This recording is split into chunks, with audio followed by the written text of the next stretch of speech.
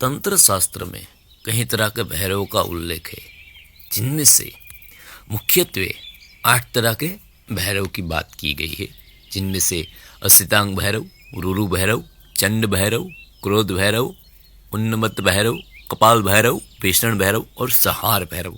और इन सब के अधिष्ठात्री यानी कि प्रधान रूप से जो भैरव है वो है महाकाल भैरव।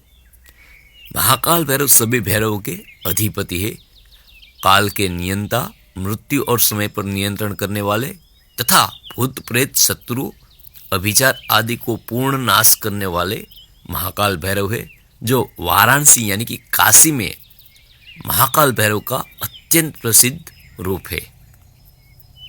आपको कौन से भैरव की साधना करनी चाहिए, उस भैरव की साधना से आपको क्या फल प्राप्त होता है और आपको क्या क्या भोग लगाना पड़ता है, वो भैरव किस देवी के अधीन है, वो हम आज जानेंगे।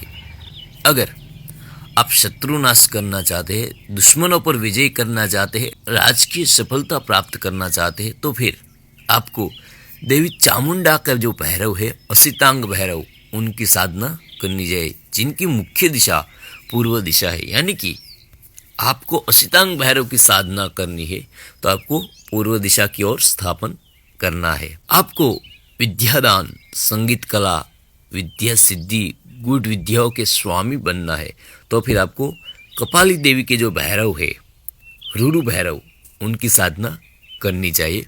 रुरु भैरव अग्नि कोण के मालिक है, यानी कि दक्षिण और पूर्व दिशा के बीच में जो कोण पड़ता है उसे अग्नि कोण कहा जाता है। भय नाशक, साहस और तेज बढ़ाने वाले तंत्र रक्षक यानी कि कौमारी देवी के भैरव, जिनका नाम चंड भैरव है। अगर आप चंड भैरव की साधना करते हैं तो आपको दक्षिण की ओर स्थापन करना है और उनकी साधना से आपको फल जो मिलेगा वो होगा भयनाशक, साहस और तेज और तंत्र के रक्षक। फिर आते हैं क्रोध भैरव, जो नैऋत्य कोण के देवता माने जाते हैं, जो वैष्णवी देवी के भैरव है और उनसे आप पर जो फल मिलेगा वो होगा क्रोध पर विजय, अन्याय और अत्याचार के विनाशक तथा न्याय के प्रदाता, यानी कि आप न्याय के रक्षक बनोगे। जहाँ जहाँ पे अन्याय होगा वहाँ वहाँ पे आप खड़े होंगे।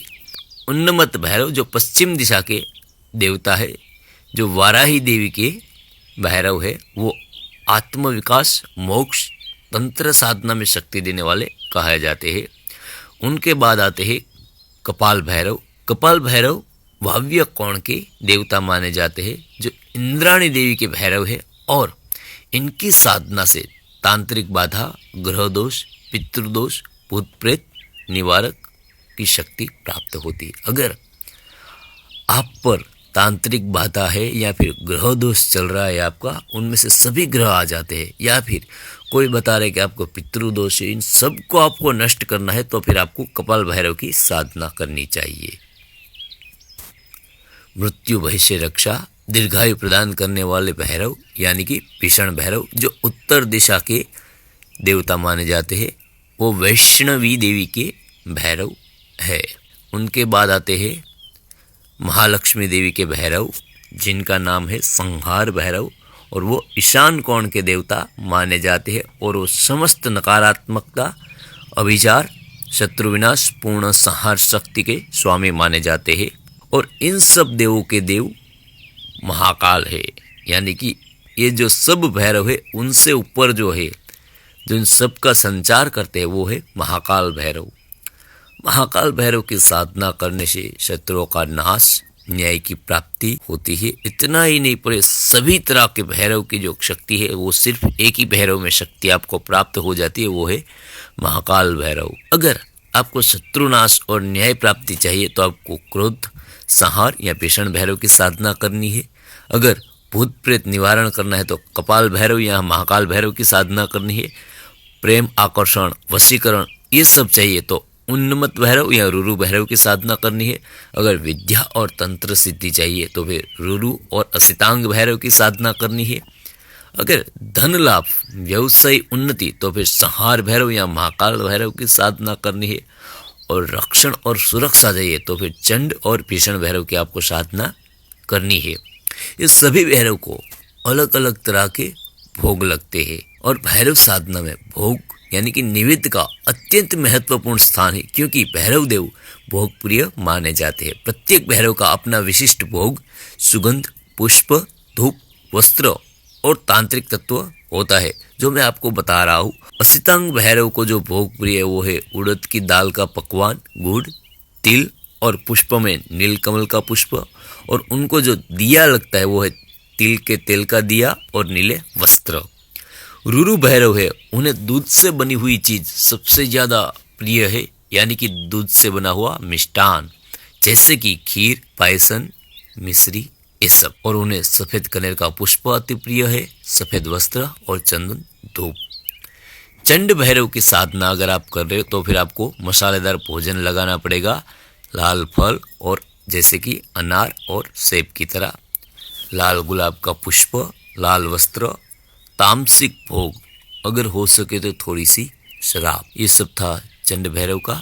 अब हम बात करेंगे क्रोध भैरव के बारे में। क्रोध भैरव को उड़द का भोग, लाल मिर्च युक्त पकवान अति प्रिय है, रक्ताभ पुष्प प्रिय है, और मदिरा की बात की जाए तो उन्हें प्रिय है, और लाल वस्त्र भी प्रिय है क्रोध भैरव को। अगर आप क्रोध भैरव की साधना कर रहे हैं तो आपको मदिरा का भोग लगाना पड़ेगा। उन्नमत भैरव की साधना अगर आप कर रहे हो तो उन्हें पान, मधु, मिठाई और मदिरा अति प्रिय है, यानी कि भोग विलास के सभी तरह के खाद्य पदार्थ उन्हें प्रिय है, जैसे कि मदिरा आ गया, मद्य आ गया, पान आ गया और मिठाई आ गई। उन्हें श्वेत कमल पसंद है और लाल या काले वस्त्र और इत्र उन्हें चाहिए, जैसे कि शुक्र ग्रह में जो सब लगता है वो सब उन्नमत भैरव में लगता है। अगर आप उन्नमत भैरव की साधना करते हैं तो इस भोग के हिसाब से आपका शुक्र अति प्रबल हो सकता है। कपाल भैरव को नारियल, उड़द और गुड़ का भोग लगता है। उन्हें पीला पुष्प प्रिय है, और जो धूप में लगेगा वो सब लगेगा राई, सरसों का तेल, दीपदान विशेष करके। भीषण भैरव को खिचड़ी पसंद है, उड़द और गुड़ अति प्रिय है, नीला कमल, काले वस्त्र, भस्म और रात्रि का भोजन। संहार भैरव को शराब, मांस और नारियल प्रिय है, उन्हें लाल पुष्प चढ़ता है, और काले वस्त्र, रुद्राक्ष और श्मशान की भस्म अति प्रिय है। और इन सब से ऊपर इन सब के देवता जिन पे इनका राज है वो है महाकाल भैरव। अगर महाकाल भैरव की हम साधना कर रहे हैं तो उड़द की दाल, तिल, गुड़, काली मिर्च, मदिरा और नारियल इन्हें प्रिय है। इन्हें जो पुष्प लगता है वो नीलकमल और रक्त पुष्प लगता है। वस्त्र जो है वो काला वस्त्र, और इनका जो स्थान है वो है श्मशान या एकांत में दीपदान करना अति शुभ माना जाता है। अगर महत्वपूर्ण की बात करें तो भैरव की रात्रि में भोग लगाना सर्वश्रेष्ठ है, यानी कि अष्टमी या रविवार या शनिवार को भैरव की रात्रि मानी जाती है। भोग दक्षिणाभिमुख होकर लगाना चाहिए, यानी कि अगर आपको तुरंत फल चाहिए तो भैरव की दिशा कोई भी हो, पर अगर आप दक्षिण की ओर बैठ के साधना करते हो तो वो साधना आपको 10 गुना ज़्यादा परिणाम दे सकता है, क्योंकि ये उग्र साधना की दिशा है। तो ये सब थी भैरव की साधना के बारे में। अगर आप कर रहे हैं साधना, कौन सी साधना कर रहे हैं हमें ज़रूर बताइए। भैरव अष्टमी आ रही है, कीजिए साधना, मिलेगा आपको कुछ ना कुछ फल आपकी साधना के हिसाब से। और एक बात याद रहे, साधना हमेशा रात्रि के 10 बजे के बाद ही होती है। भैरव की साधना अगर आप दिन में कर रहे हो तो साधना नहीं कहलाएगी, वो भक्ति हो जाएगी। इसलिए आपको फल चाहिए तो रात्रि के 10 बजे के बाद ही साधना कीजिएगा, और वो भी एकांत स्थल में।